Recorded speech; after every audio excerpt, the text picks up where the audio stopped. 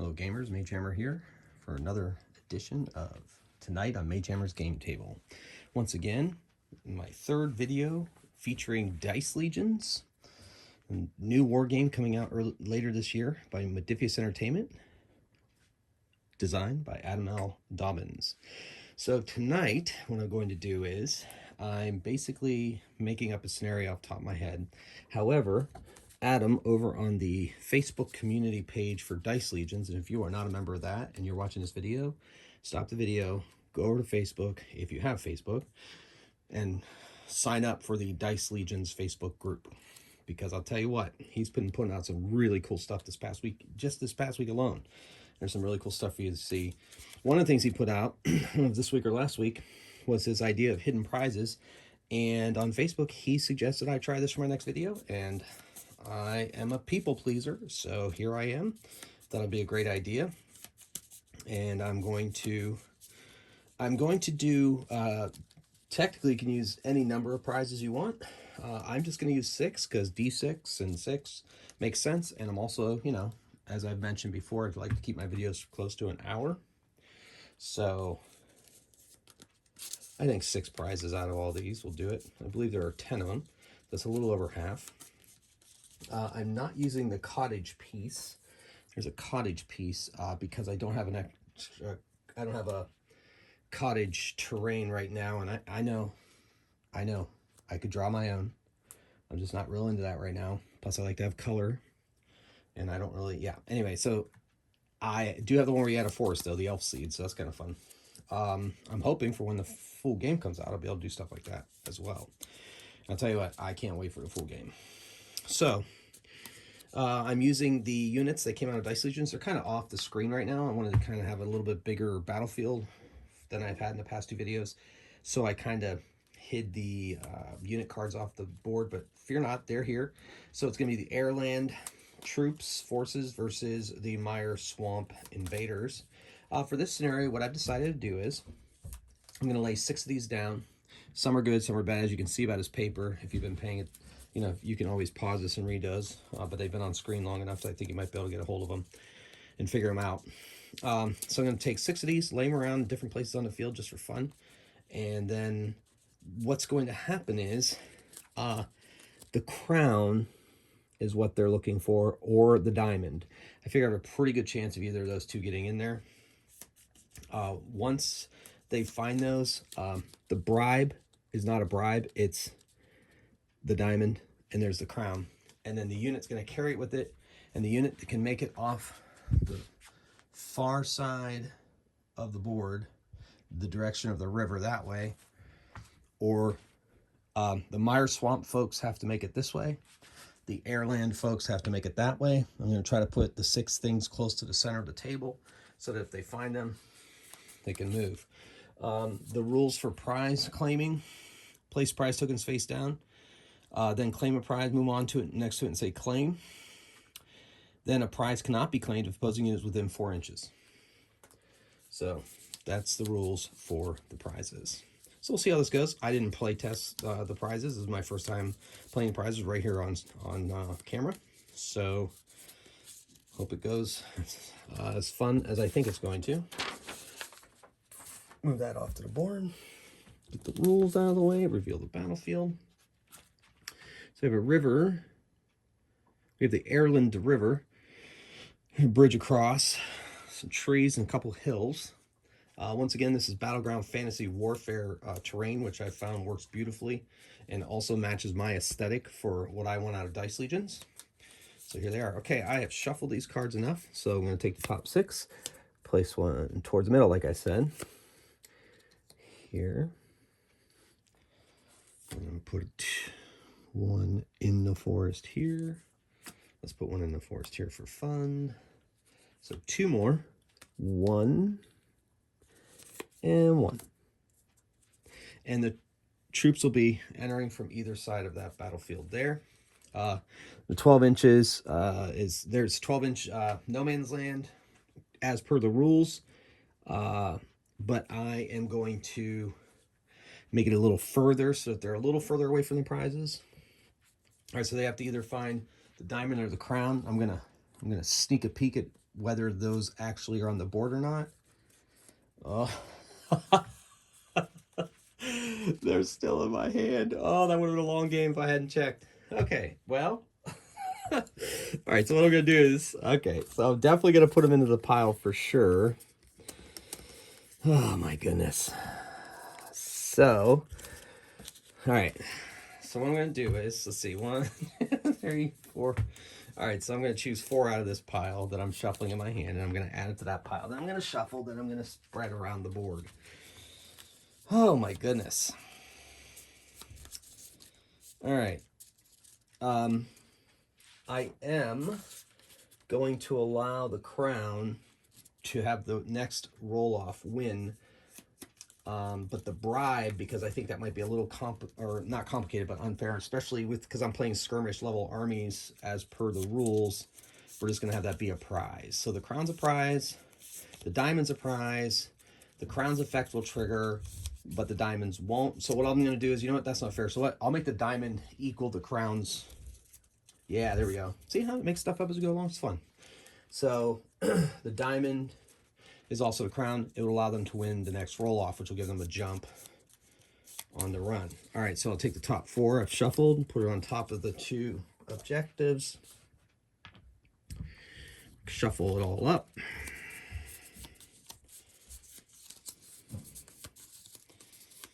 Okay. All right, now let's go back to where I was before.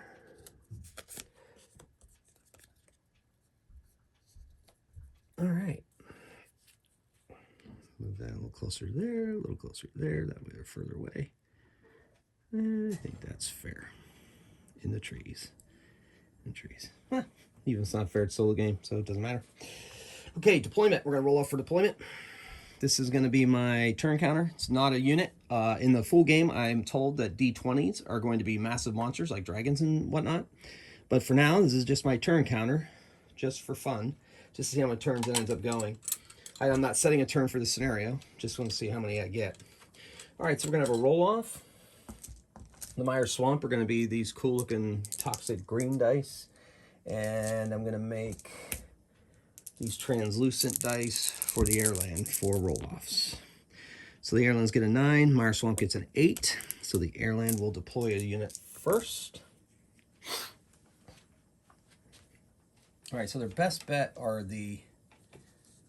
I have the, make sure that's on camera, it's just off camera, okay.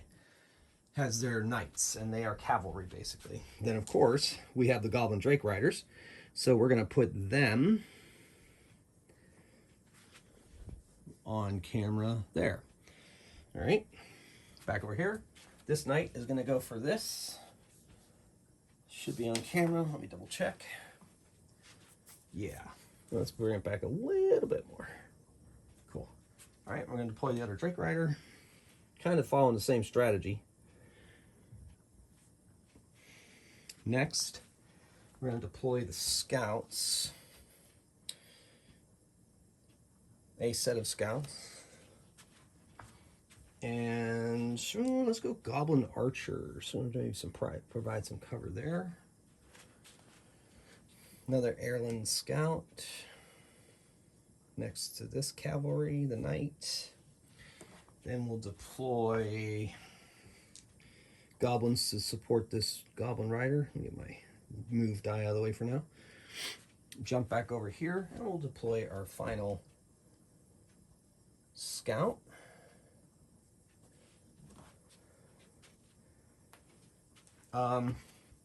So the river, in the main rules, there's no river, but I'm using the pond rules.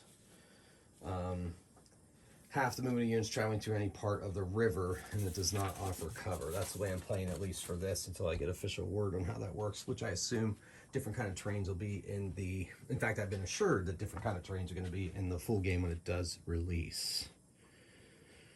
Okay. They went first. 1, 2, 3, 4, 5. 1, 2, 3, 4.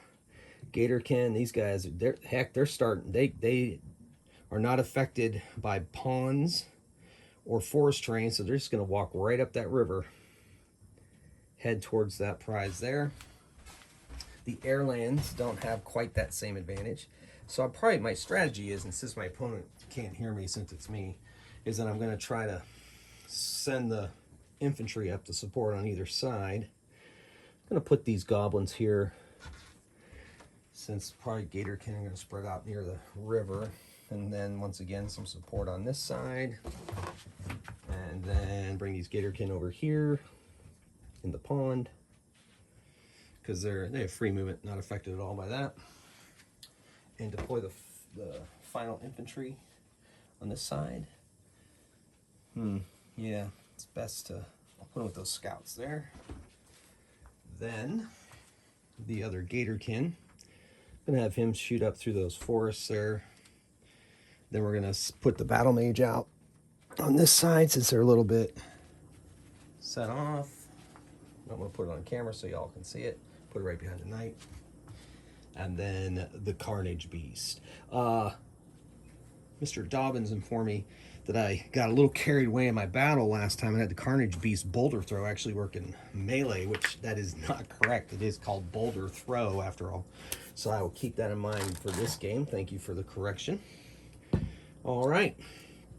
So let us begin. We're going to do another roll-off. This roll-off, of course, will be to determine who chooses to go first. The Airland Infantry choose, or the Mire Swamp win, so the Airland Infantry don't get to choose that extra move they get. I am only doing 3 activations per side as per the skirmish rules. I've been seeing on the Facebook group a lot of people will do more activations to speed up the game, but I like the strategy and tactics of 3 activations for an army this size and the decisions I have to make. So I'm sticking with this. Someday I might try in advanced activations, but for now I'm going with it and sticking with it. Okay, so the Mire Swamp folks are going to head for surprises. So the Drake Riders are going to make a double move. The rules state to claim something, move a unit onto or next to it and say claim. And that gives the Mire Swamp people a huge advantage. So let's see what happens. All right, I'm going to use my handy dandy kill team measure stick. All right, they can fly, so they ignore all terrain. Can make a double move of up to 8. So that's 6, 7, 8, and they're going to claim. Ooh, uh-oh, he's plagued. They're plagued. Uh-oh. Oh no, trap, not plague, trap. The unit that discovers this prize suffers 3 unavoidable damage. Sorry. Woo, boom. So I will remove them once they are triggered. I have tokens ready to go for the crown and the diamond if they are claimed. Wow, those Drake Riders fell for that trap.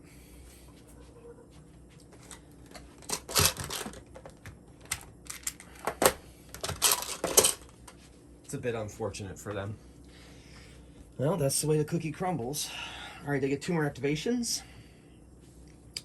Gonna move the Goblin Archers. The Goblin Archers infantry, they also are not affected by pond or forest. They have a 3-inch move, so they're going to move 6 inches. Heading for there, also to provide cover there if we need it. In the 3rd activation, we're going to move the Carnage Beast up here.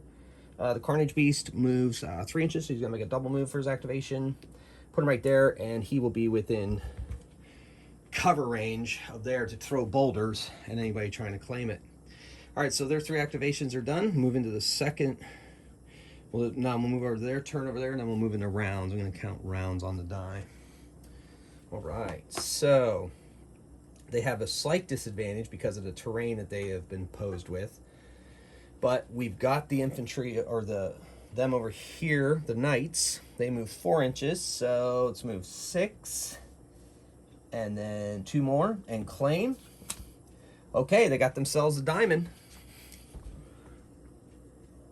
So now they have to make their way off of this side to be able to get to win. I think what I'll do is, because I'm making this up as I go along, you know what, for fun, let's say the crown and the diamond have to be moved off the field by a side to win. That'll make it a little more interesting. All right, cool. Let's see if that works. All right, like I said, I didn't play test this. I'm just having fun. All right, so they've activated and be done. The scouts have a 3-inch move, so they're going to move 6 inches to lend support to there and also to move towards this.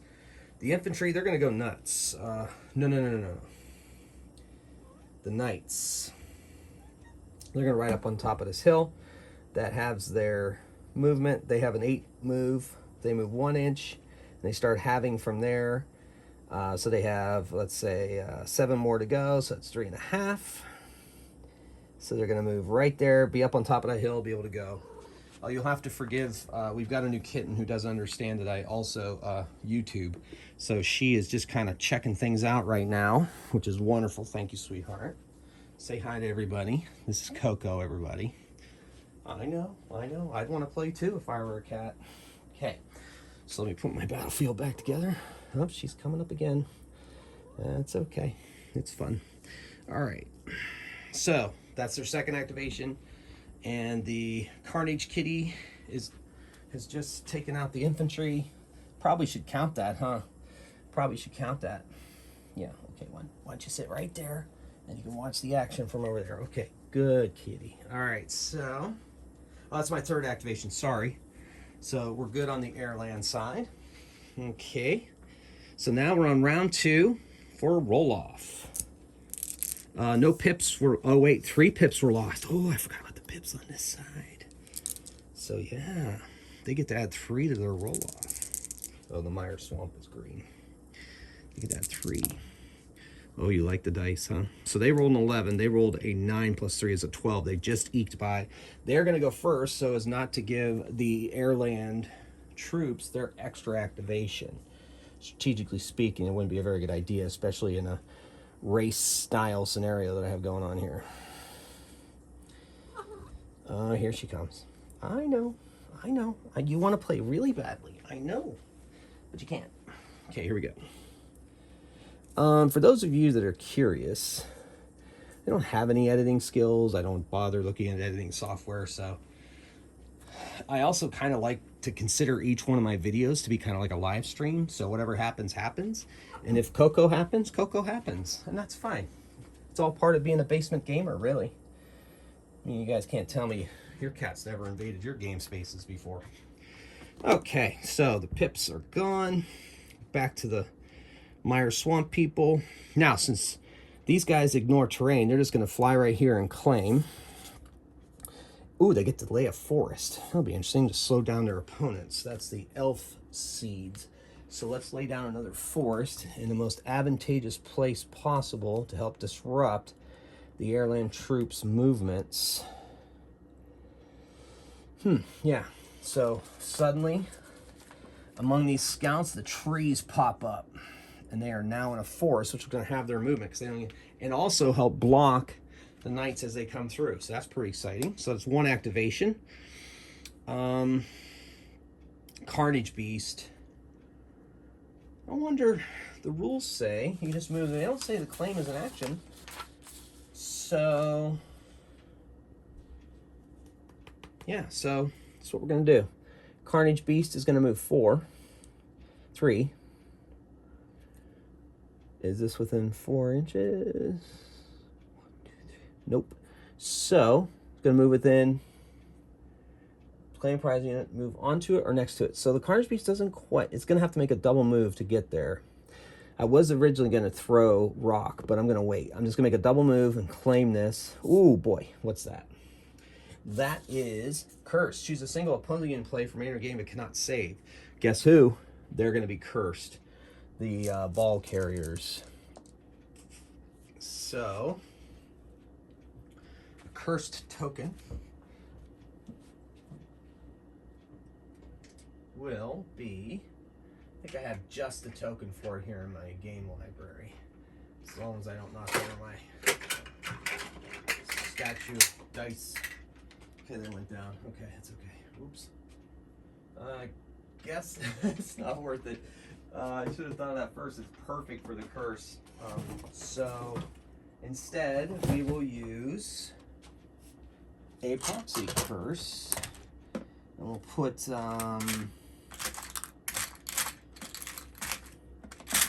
yeah, okay.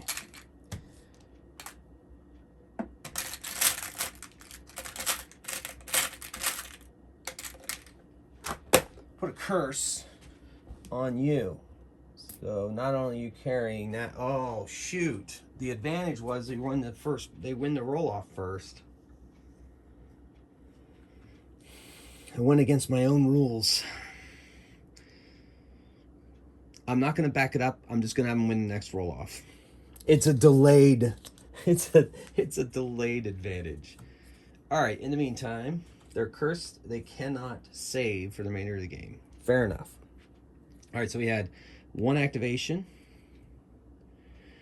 2 activations.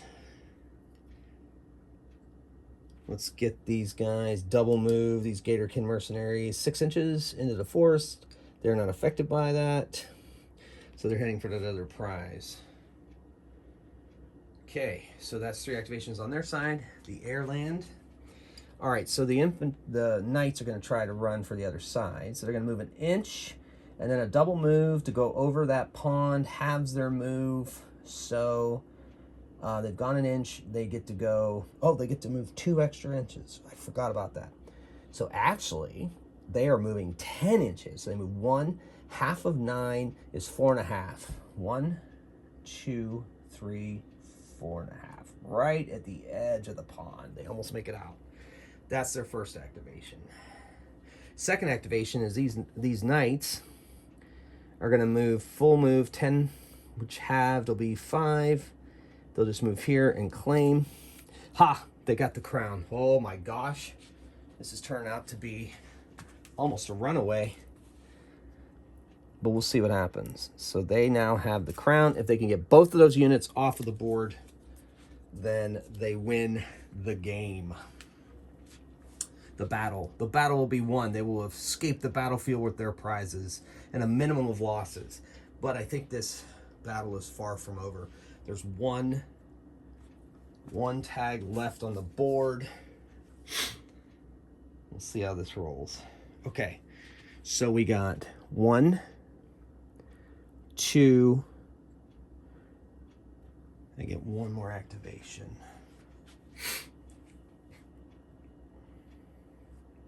I'm going to move the battle mage. They teleport. So, let's see what we got here. All right.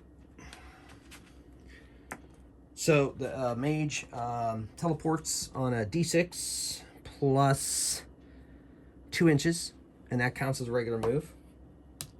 I rolled a 1. So, they go only 3 inches. Great. Right to that hill. Not quite what I wanted. Nobody's in range.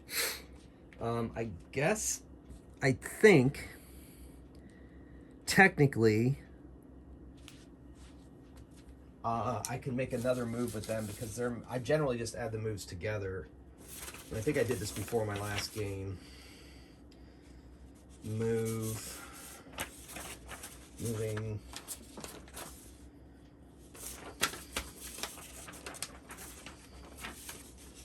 Attacking, hit values, using cover. Activation, move. Here it is. Unit moves up to doubles move allowance but cannot roll an attack. So move allowance, technically that says to me that their move allowance is the blink spell, so I assume I can use it again, so we're going to use it again.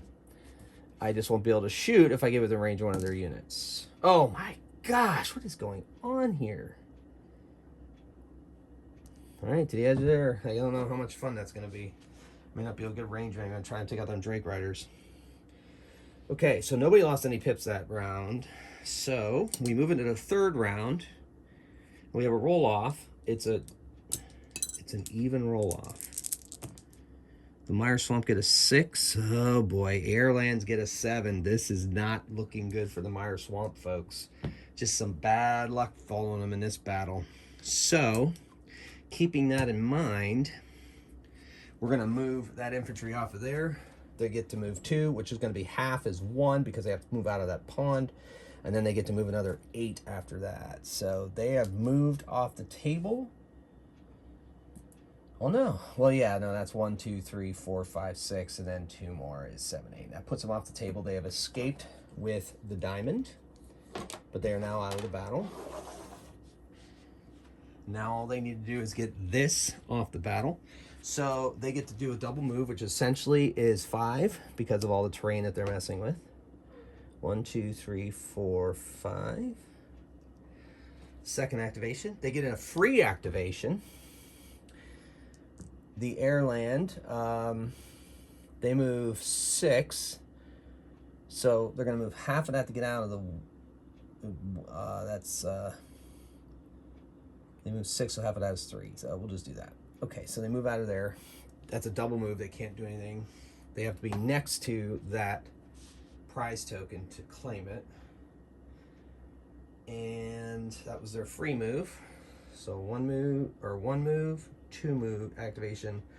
All right, the battle mage is going to go shoot those dragon riders, hopefully. Let's see if he can actually make this roll this time. Blink. There, that's a lot better.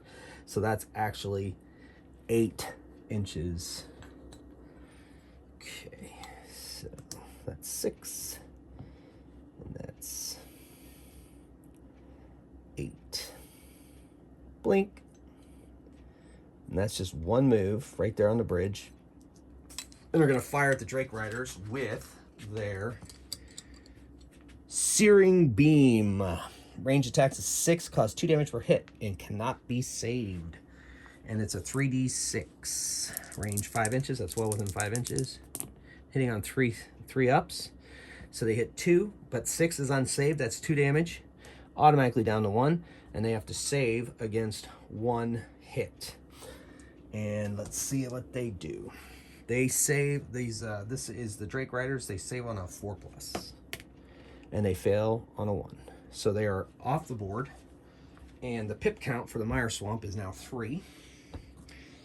But that helps take out the person that could, the unit that could probably reach them the fastest. So there's that. So that was their technically 4 activations. Now the Mire Swamp.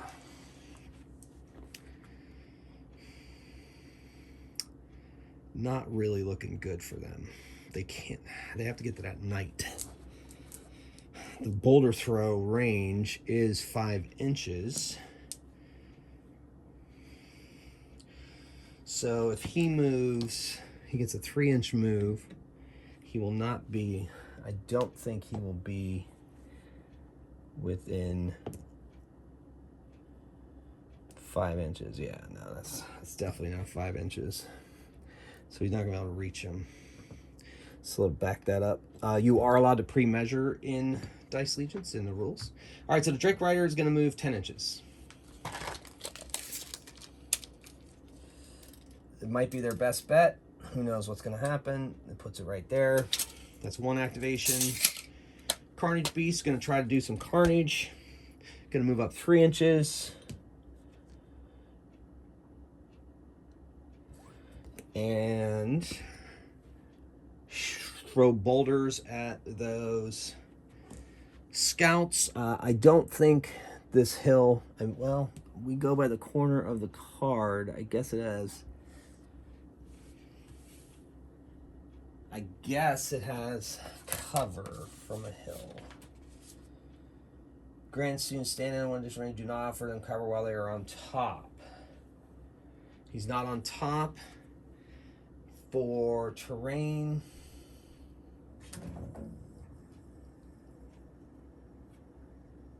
I'm gonna say that cover counts because we're gonna use the rules say that the card of the terrain is the terrain as well. So it has 2 dice for ranged attacks and unsaved range hits of 6 issued by this creature deal 3 damage. So let's see what happens. 5 and a 2, hits on a 3, so hits 1, no unsavable damage, and the scouts save on a 4-up. They got to save. The boulder misses. They would have been able to reroll to save because of cover as well. 2 activations. And these, I think the Goblin Archers are going to fire at the Battle Mage.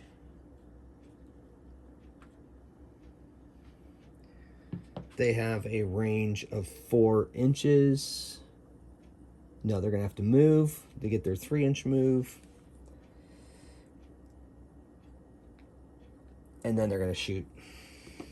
So they get 6 dice flying at the Battle Mage, hitting on 4s, but their 6s cannot be saved. No 6s. Holy moly. 3. So the Battle Mage is saving against 3. He saves on 3 up. Okay. Coco Quake. Coco Quake. Okay, I think we're good. All right, so the saves. 2 saves. Saves on a 3. So 2 saves. And so it takes 1 damage, goes down to 7 life points. All right. So looks like the race is almost over, and these airline troops are going to be going cool, full on. Coco, thank you for your assistance. Those goblin infantry really want to stay right there. I mean, I think that's one advantage of going 3 activations. I think if I play this scenario again the same way I played it, I think that's working out pretty well. But I think I might go with actually 6 activations, just because it's more of a race and people who. But I mean, it's all luck, right? It's all luck as to where they were placed, who got to who what first. I don't know. It's fun. All right. So that brings us to our 4th round. The good news for the Mire Swamp forces is they get to add 3 to this. 4, 7, and 4. So they get to choose to go first, and you bet your britches they're going first.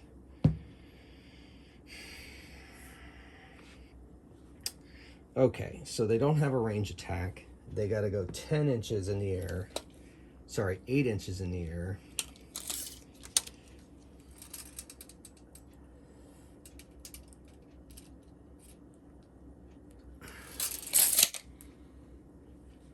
That's all they can do. I'm going to get there. Carnage Beast is going to move 3 inches. Claim. Ooh, is this going to be huge? This is Time Ice. This unit gains a full free action and now immediately activates a 2nd time. Yes. Okay, the only problem is the Carnage Beast is affected by that river, but I think they have to do it. I think the Carnage Beast has to do it. All right, so that was half a move. This is still the same activation because the rules don't say anything about those. So he moves another 3. Okay, now he gets a 2nd activation immediately because he finished that activation. And he gets a full 6 inches, but that's actually going to be 3 when I have it. Or we'll go 1, and then he hits the water. Yeah. Basically. Sure. So he's in the river.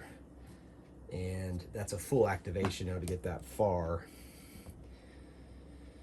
Well, let's back that up. So they can go, let's just count that as pre. So 1 inch takes them into the terrain. If they go an inch of movement, well, heck, we'll go an inch and a half an inch because of the double. Oh,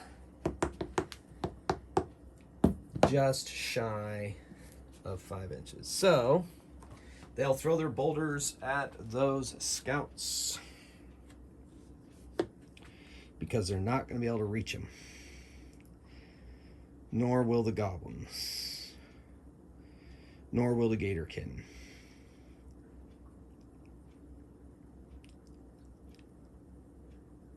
And I just moved them there.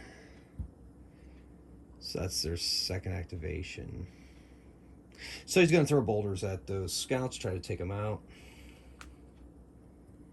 If he does that, though, I think they're going to make it off of there.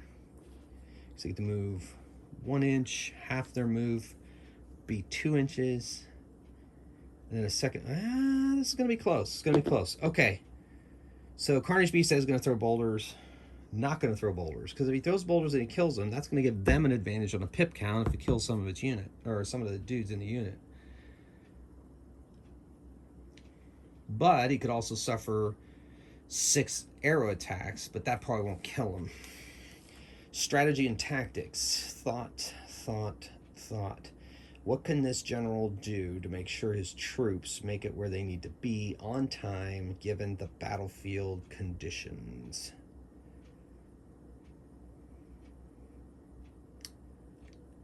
Too bad he doesn't have a little further. Well, tell you what, if that's the case, instead of throwing his boulders, he's just going to finish his move. So that was, yeah. So he basically moves 1.5 inch-ish. Yeah, moving through that water. Too bad he doesn't have that ability to be able to shoot through the water like that. All right, so, okay. So that's been 2 activations. These Goblin Archers are going to shoot at the Battle Mage. They roll 6 dice. Hitting on 4-ups, but 6s are poison. They're blue. Oh my gosh, dice have been terrible tonight. So the goblins have 3 successes, and the mage is going to save on 3-up.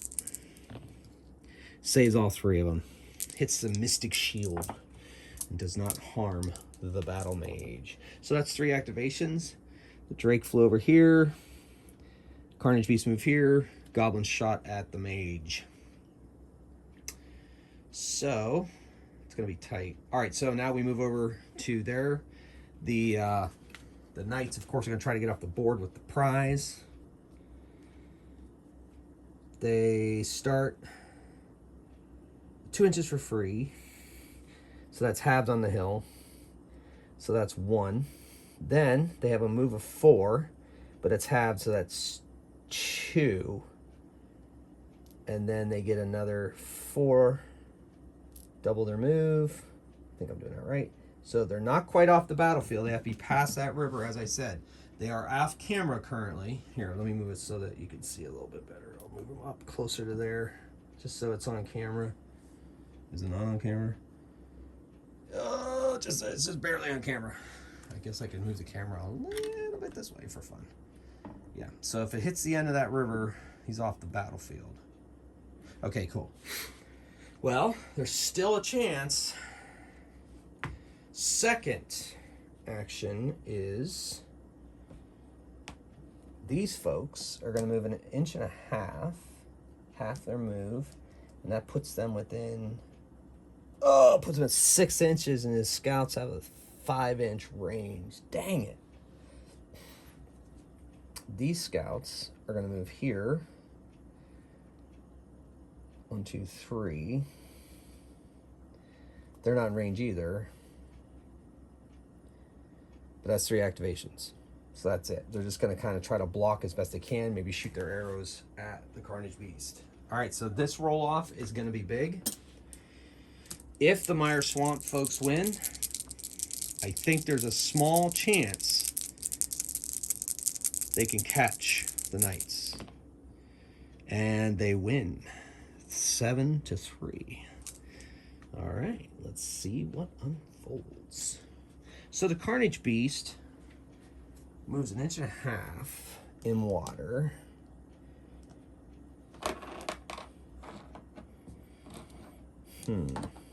And puts them right at the edge of 5 inches for their boulder throw.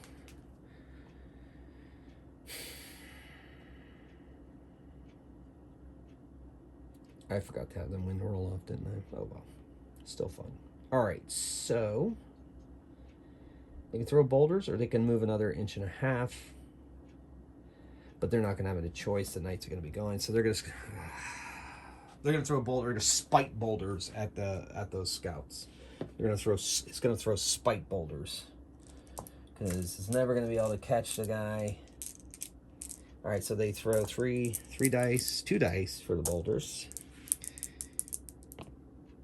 Hit on 3+, so 1 save. They have to say 1 save. So they save on 4-up. They rolled 3. They fail. So they take a point. 5. Their pip count goes to 1.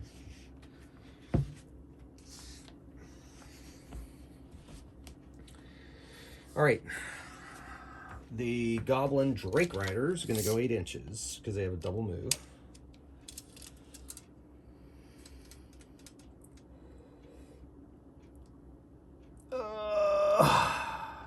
Screw it. They're going to go right up on them.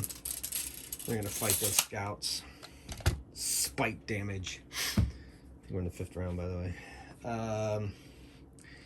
So here we go. They roll 6 attacks on those scouts. Woof! Hitting on 3s. So that's quite a few hits. So 5 hits that the scouts have to save against. The scouts save against 5 hits. They save on 4 of them. They save 4 of them, so they take 1 damage. Down to 4. And that brings our pip count to 2. Alright, so Carnage Beast is gone. Drake Riders have gone. And pretty much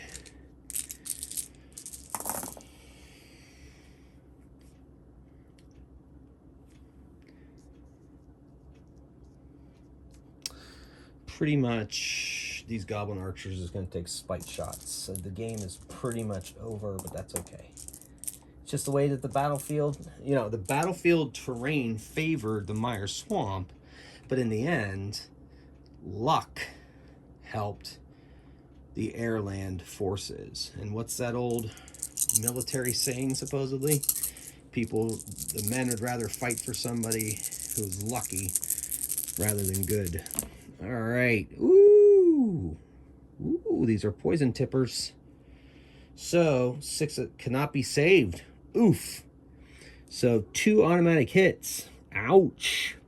And 2 others that he has to save against.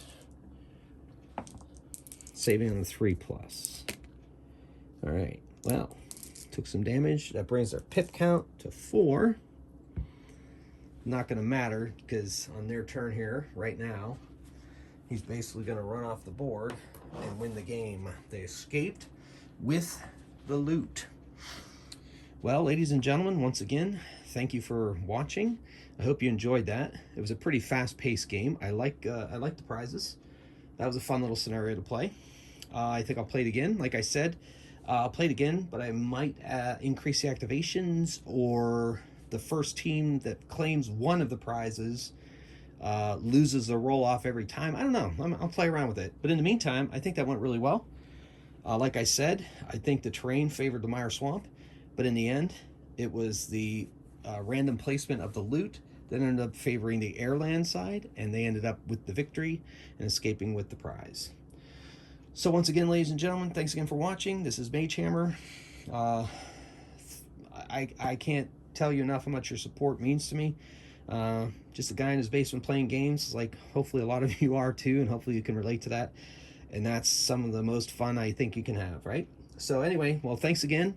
Love Dice Legions. Really looking forward to the full game. I cannot wait for this to hit. Just can't wait. All right, folks. Thanks again for watching. And until next time, keep on rolling dice and playing games. Magehammer out.